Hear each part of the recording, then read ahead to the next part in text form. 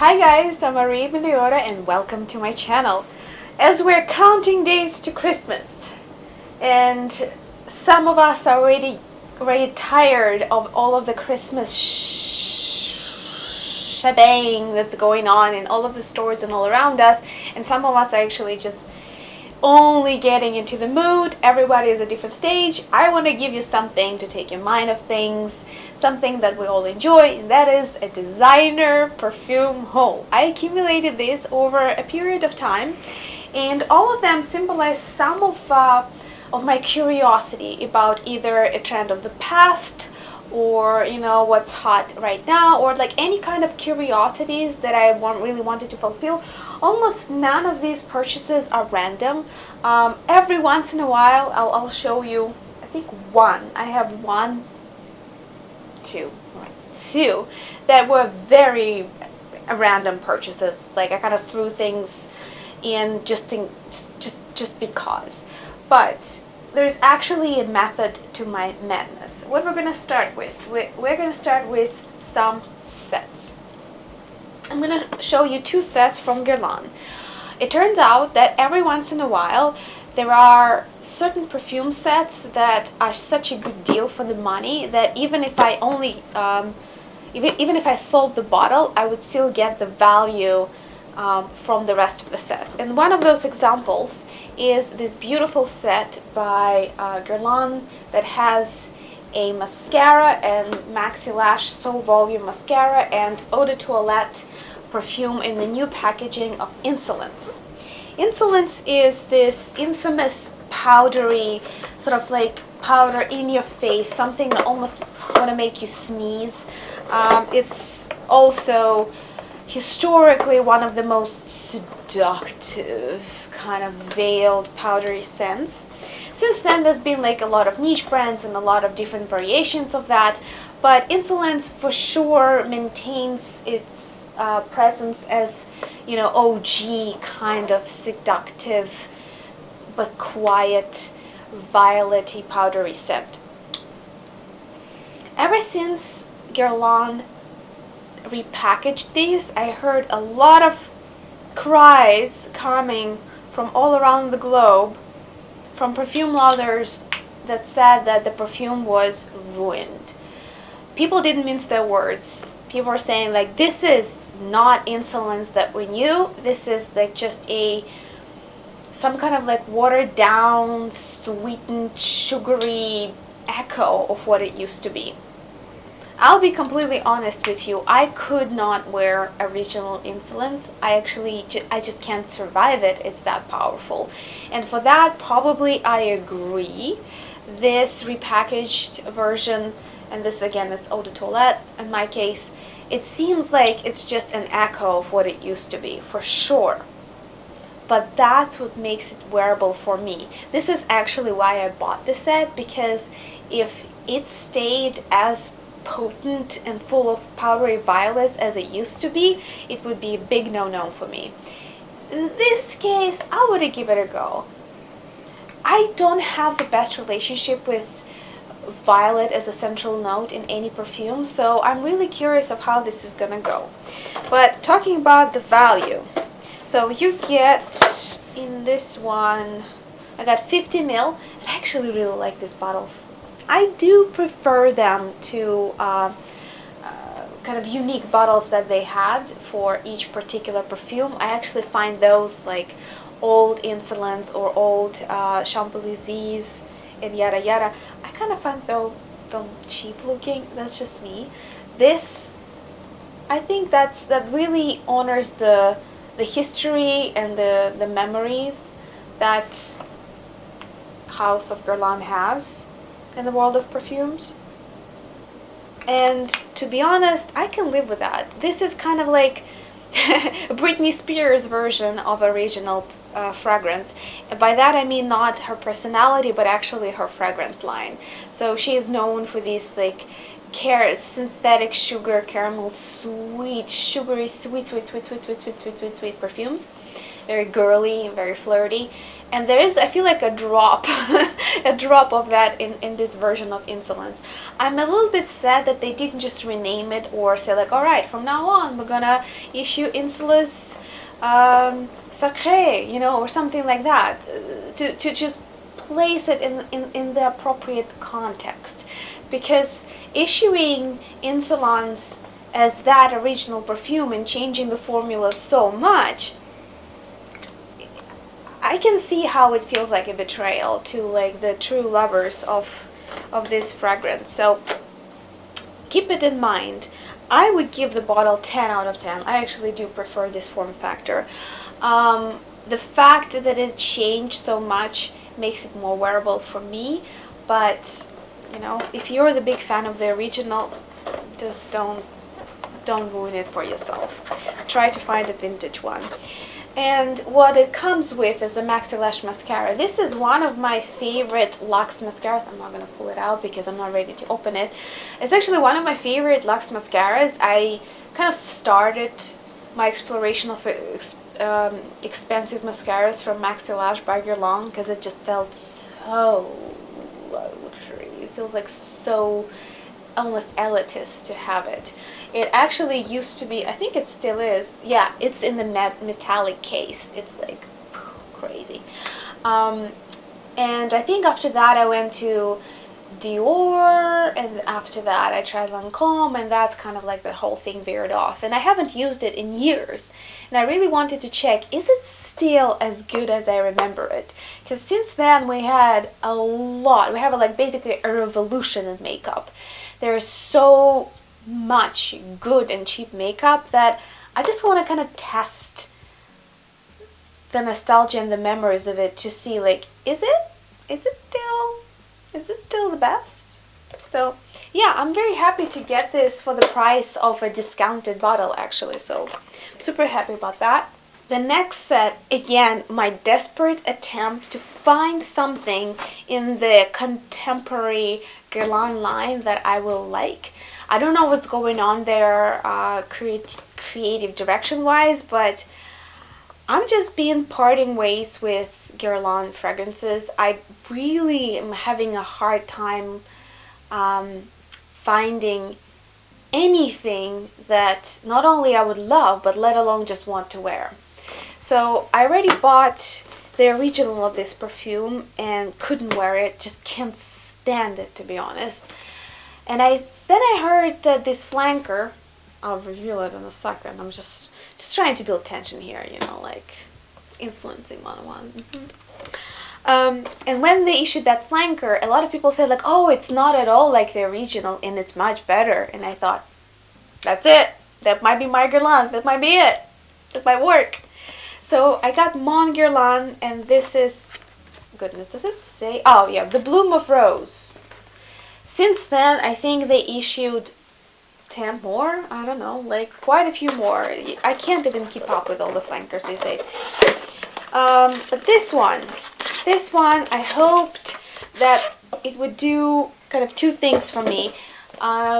Help me explore rose fragrances, because I'm trying to get back into rose fragrances. I took a 3-year break with rose-centric perfumes, and I'm kind of trying to like get back to it and see what I think of them now, what kind of rose scents I prefer.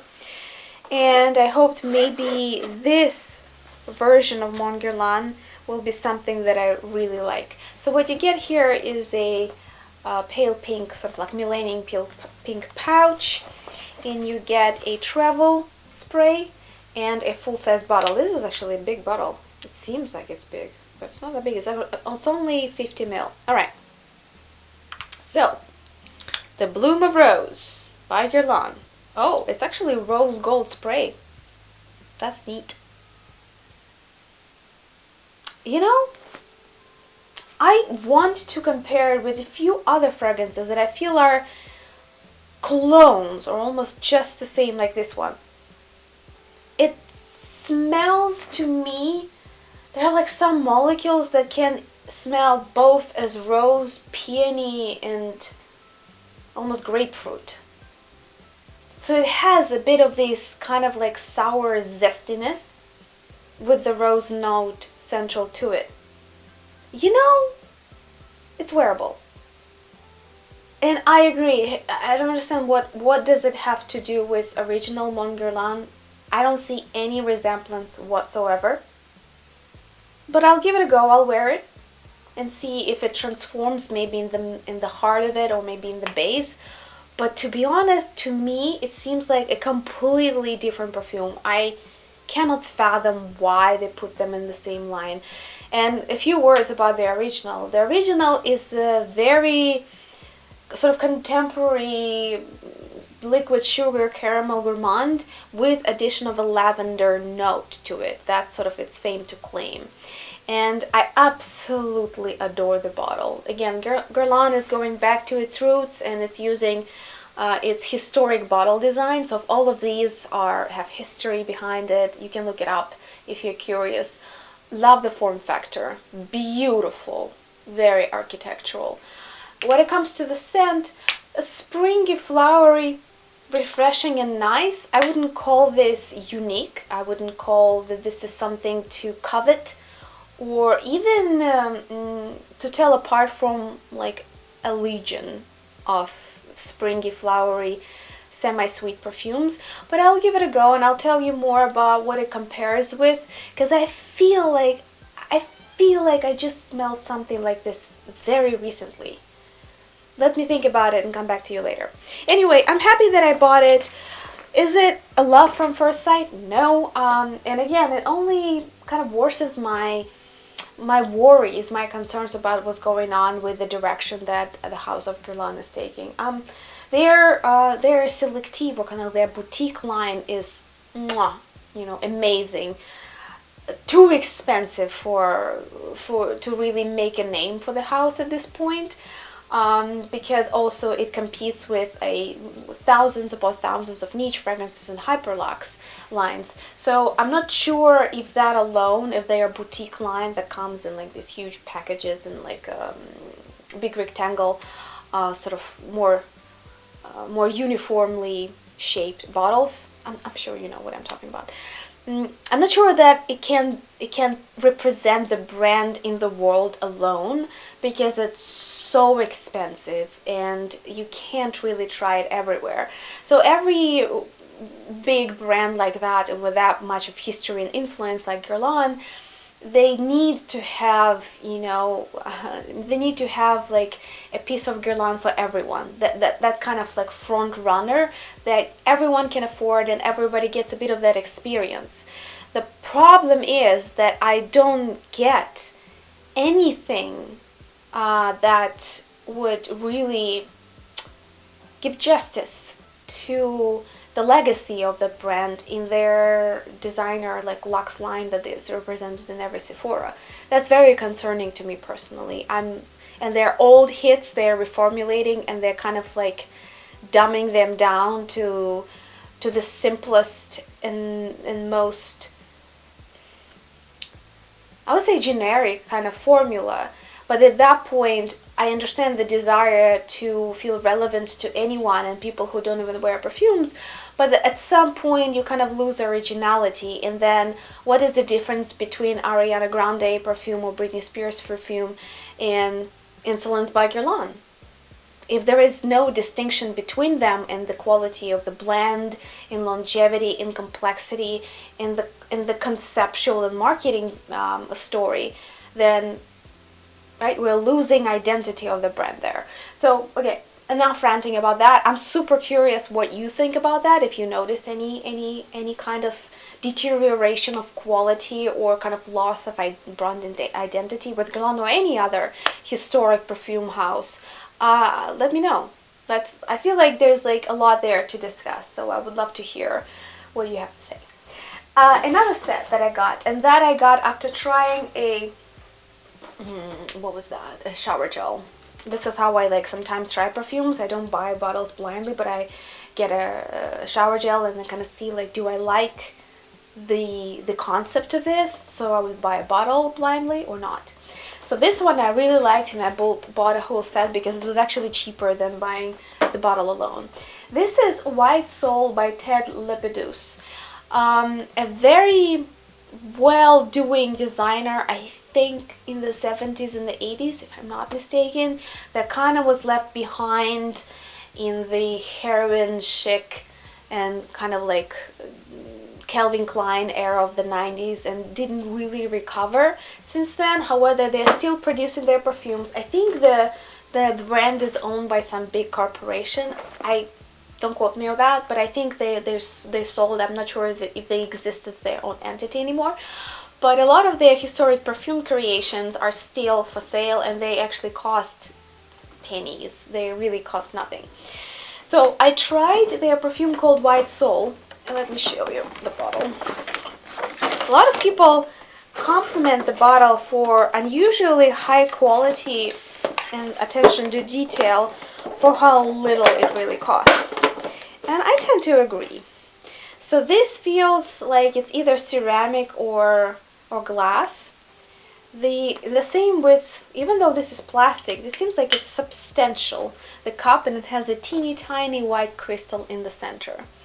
There is a lot of architectural thought that is put into this bottle, and for that I applaud them.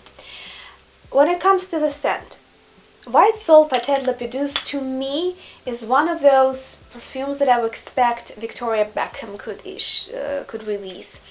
It also could fit in the Burberry line if you are more familiar with that one, because it's skin-like, nude, creamy, subtle, amber-like perfume. And with that, it's not for everyone, because it's not beast mode, it's not screaming in your face, it's not sugary to be really gourmand, it's not heavy ambery to be more like evening wear. It's just very quietly comforting. Yeah. It's almost buttery in the way that it kind of opens up. I love it as in the shower, and I love it as a perfume. It's just really delicious in a very humble way. So I'm glad that I bought it. It cost me almost nothing. And I also get a milk body cream, which I'm looking forward to using. I think I will probably take it to my month-and-a-half journey to Europe this winter. And another shower gel. Super happy to have this. Okay. A celebrity perfume that actually edged out a very renowned, expensive perfume by Ubigan in my collection, and this is Jennifer Aniston, her original perfume. It's basically like Jennifer Aniston by Jennifer Aniston. It doesn't have a name. I used two small, I think 15 or 30 ml bottles, and at this point I just had to bite the bullet and get myself a big bottle, because for a while it disappeared from online stores. That got me freaked out that it's discontinued. So as soon as I saw it, and again, it's so cheap, it's unbelievable how much we pay for rather mediocre perfumes when we go to Sephora, and that for $10 we can get just incredibly good blends elsewhere. Anyway, Jennifer Aniston by Jennifer Aniston to me it's kind of like orange blossom sweetness blended with jasmine, blended with some kind of like honey-like, incredibly sunny presence. I love it. It's really comforting to me. For some reason it reminds me of something that my grandma used to wear, so I often wear it to bed when I just want to unwind, kind of like release the tension. I love it. Some people say that it smells clean to them. I feel like the word clean is a little bit overused in our community, and it's not really clear what it means, because clean can be lavender, clean can be white musk, clean can be bergamot or more fresh, refreshing kind of fougere like perfumes. clean can mean so many things, including even powdery and nude scents. So to me, this is not clean. To me, this is optimistic, sweet, honey-like, orange blossom, white flower sweetness. That's what it is to me. I love it, and I'm so happy to have like a bucket of it. Now I'm never gonna run out. The next one that kind of like supports this whole opulent, sweet floral story is a historic number here. This is Poem by Lancôme.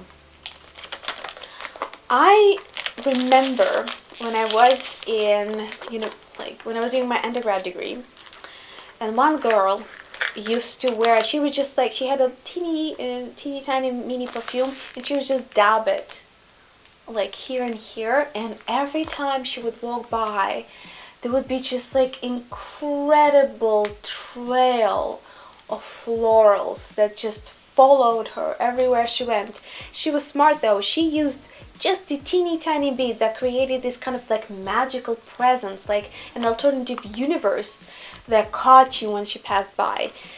The Poem by Lancôme is truly a masterpiece, but this is a masterpiece that has to be used very lightly, because this is a poem to sweet yellow florals, and it can get very overwhelming, very annoying, very cloying, and smothering very quickly. So I had to buy a bottle. I kind of promised myself that eventually I will try to wear it because of those memories, but every time I would approach it in a store and I would spray it, I would just get a shock of how heavy, rich, dense, and sweet it is. But I caved in. I don't even have to spray it. It smells through the box. And if I spray it anywhere, like even on a piece of paper and put it in my purse, the whole room will smell of this perfume. That's how much projection and trail it has. This is definitely not for faint-hearted, but at the same time, there is nothing screaming or shocking about it.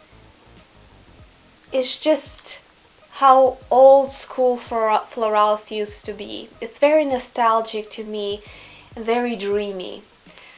I will definitely try to wear it. I already made myself a little decant, that's why it's not full. But I will probably try that girl's method. I'll probably just do dab, dab, and see how it moves around me. This is definitely a perfume you would want to wear to be noticed. This is a perfume you can wear for a date. You can wear it for some social function. Unless everybody is wearing loud perfumes, then it just can be a cacophony of smells. There's pros and cons to wear perfumes with a lot of sort of trails. But it's opulent, it's rich, it's positive, it's kind of summery in that sense, and I'm very excited that I now have it. This is just a piece of history that I have in my perfume library now. Another piece of history that I bought secondhand from Mercari was this teeny beautiful little bottle. It looks so small. Believe it or not, it's 30 ml. So this is Prada Iris.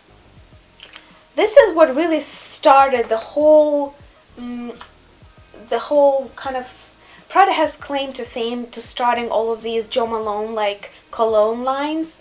And Iris was probably the infamous one back in the day, in the beginning of 2000s. Now, so many years later, everybody has their cologne line. Even Mugler issued, I think, one or two. So it's not as novel anymore, but I kind of felt like I had to have it because this is an iconic Iris cologne perfume. This is like the golden standard of what Iris perfumes aspire to be. And this is why I decided to have it in my collection. That said, I'm not the biggest fan of Iris-centric fragrances. So for me, it's gonna be a bit of a learning curve, a bit of an exploration. Iris-centric perfumes, to me, often sound a little bit boring in a way that they're kind of like a bit. It's like when you spend 5 hours in the classroom. You might be learning something, and you might be reading. I don't know, like reading Peace and War by Tolstoy, right? It's like when you just see the daunting amount of pages, like I'm sure it's a masterpiece, but do I have to? Or like, I don't know, or watching director cuts all of the Lord of the Rings in one go, though I'm sure somebody just got deeply offended. If it's your kind of thing, I'm not criticizing, I'm just saying it's not for everyone. So these powdery, because iris is basically symbolizes powder for us. This is how we associate powder with, is iris notes. And this kind of like sophisticated dusty powderiness of this cologne by Prada is just a bit daunting to me. It's a bit like, I appreciate it, but I want something a little bit more lively, But I'm still happy to have it. I will kind of try to expand my olfactory understanding by getting more closer acquainted with this historic masterpiece.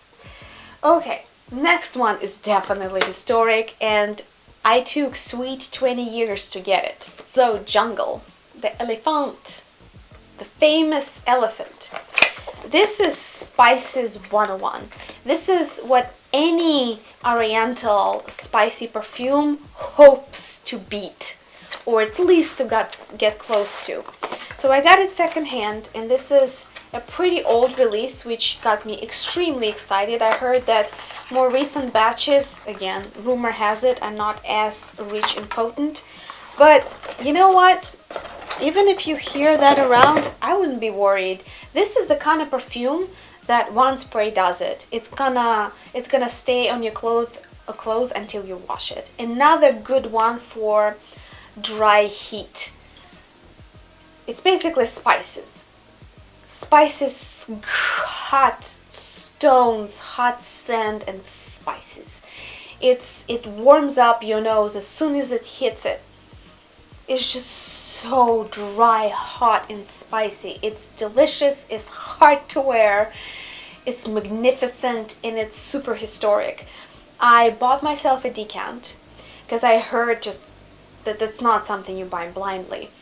And I wore it spray by spray for 6 months. A little bit here, a little bit there. Really little goes a long way. Even if you buy a new one, believe me, two sprays is more than enough. This is a beast, the absolute beast. And I'm actually curious, how does it compare with original Opium and with vintage Samsara? Because I feel like both Le Femme de Quinzeau, Opium, and Samsara kind of aim at the same olfactory family, but I don't have neither of them in vintage, so I don't know. If any of you owns vintage Opium and or vintage Samsara, how do you think it compares with Quinzeau Jungle? I'm super curious. I have new Samsara Eau de Toilette, but that's really, it's just a shy kind of a shy shadow of what Samsara used to be, so I can't really drive any strong conclusions there. I'm super happy that I have it. Look at the bottle now. I mean, can you even? Gorgeous. Gorgeous all around. This is like, I feel like now I'm a perfume blogger. Now I'm a fragrance reviewer. Now that I have these, I can confidently say I know them. I know my basics. Another basic and another rival at the time to Dolce & Gabbana Light Blue. Back in the day, well, Dolce & Gabbana Light Blue was, everyone smelled it from like everywhere in the street. It was either, if it came to fresh perfumes, there was 3 of them. Either Le Parc de Quinzeau, Dolce & Gabbana Light Blue, or this one. And this is a limited edition 50 year celebration limited edition bottle. This is Armand Bassy in red. So all three, Le Parc and Zoe, which is more like aquatic, zesty, almost like bitter, kind of fresh perfume, very ozonic. Light blue, similar but softer, more citrusy. Armand's Bassi claim to fame is that is like the most refreshing gingerish bergamot green tea. I was a La Parkinson girl back in the day. I sympathized with light blue, and I actually never really gave Armand Bassi in red a chance. So I really wanted to, close the loop there. Yeah, that's pretty much it. Very refreshing, gingerish bergamot, kind of like summer cocktail. That's great. Like it. Love it even. But I'm not really a big lover of fresh bergamoty like perfumes or like green tea perfumes. But it's a definite staple. Kind of like knowing its place in history makes me understand better where all of that came from later. So highly recommend. It costs like nothing, and it really will tell you a lot about the generations of refreshing perfumes that came after it. Super happy to have that in my collection finally. We'll stop here for now. You have no idea how hard I'm trying to just zip it and move on, but you see it. I just can't. There's so much context and so much love and emotion that I have behind each of my purchases that I just want to share. This is not just shopping. This is not just bottles, right? All of them symbolize and mean something, at least to me, and I hope that through all of this delightful and and entertaining gibberish, you get some inspiration. You don't have to buy any of this, but what if you were looking for something like that? What if you're trying to learn more about the history of the perfumes, or get a chance to experience what life was 10 years ago, 20 years ago, 30 years ago, 50 years ago? Perfumes is about one of the very few ways that we can actually travel back in time. And that's why it's so special in my life, and I hope that I kind of got you to get a little bit more curious and excited about it, and to sort of try to shape your memories and your past and present and future with some olfactory journeys, some explorations, and some kind of fun things here and there. Anyway, thank you so much for watching. If you're new to this channel, please subscribe, give it a like, share with friends. I'll see you in the new video where we'll talk about more. I think I showed you 1/3 of what I bought, to be honest, but that means that we have more to talk about, more delicious, amazing, unique perfumes and smells to discuss. Thank you so much for watching. I'll see you in the next video. I'll be waiting for your comments. Let's chat more.